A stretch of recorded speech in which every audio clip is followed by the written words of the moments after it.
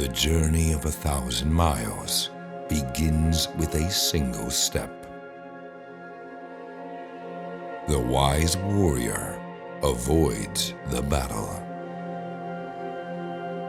It is the unemotional, reserved, calm, detached warrior who wins, not the hothead seeking vengeance, and not the ambitious seeker of fortune. Plan for what is difficult while it is easy. Do what is great while it is small. Rewards for good service should not be deferred a single day. To fight and conquer in all your battles is not supreme excellence. Supreme excellence consists in breaking the enemy's resistance without fighting. If words of command are not clear and distinct, if orders are not thoroughly understood, the general is to blame. But if his orders are clear and the soldiers nevertheless disobey, then it is the fault of their officers. Ponder and deliberate before you make a move. Strategy without tactics is the slowest route to victory.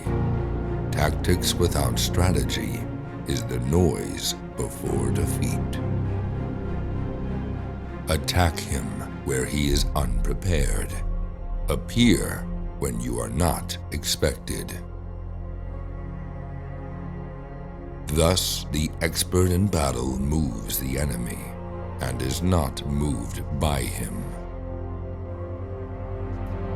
To secure ourselves against defeat lies in our own hands, but the opportunity of defeating the enemy is provided by the enemy himself.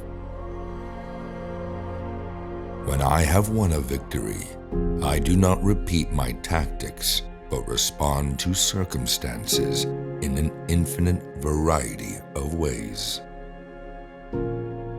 Water shapes its course according to the nature of the ground over which it flows. The soldier works out his victory in relation to the foe whom he is facing. Therefore, just as water retains no constant shape, so in warfare there are no constant conditions.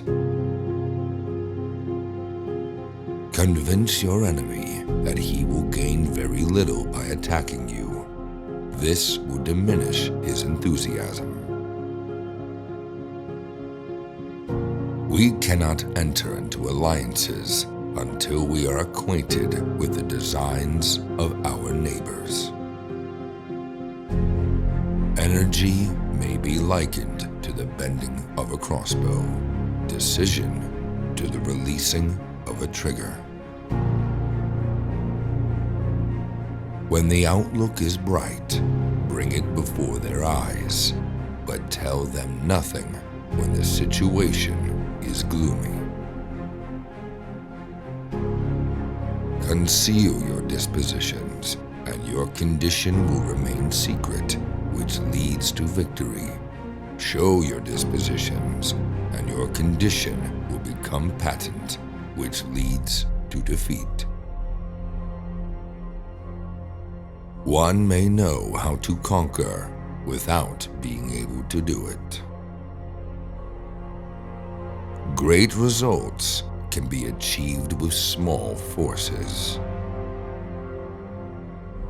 Fighting with a large army under your command is no wise different from fighting with a small one. It is merely a question of instituting signs and signals.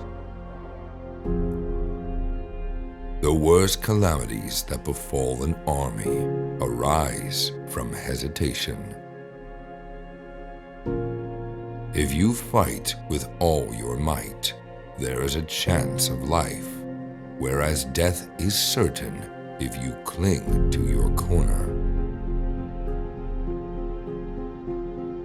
Regard your soldiers as your children, and they will follow you into the deepest valleys. Look upon them as your own beloved sons, and they will stand by you even unto death. If you do not take the opportunity to advance and reward the deserving, your subordinates will not carry out your commands, and disaster will ensue.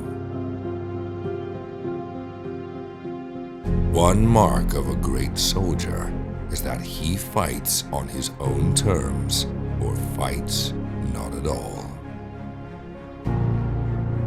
A wise leader always considers gains and damages in his decisions. Move not unless you see an advantage. Use not your troops unless there is something to be gained. Fight not unless the position is critical.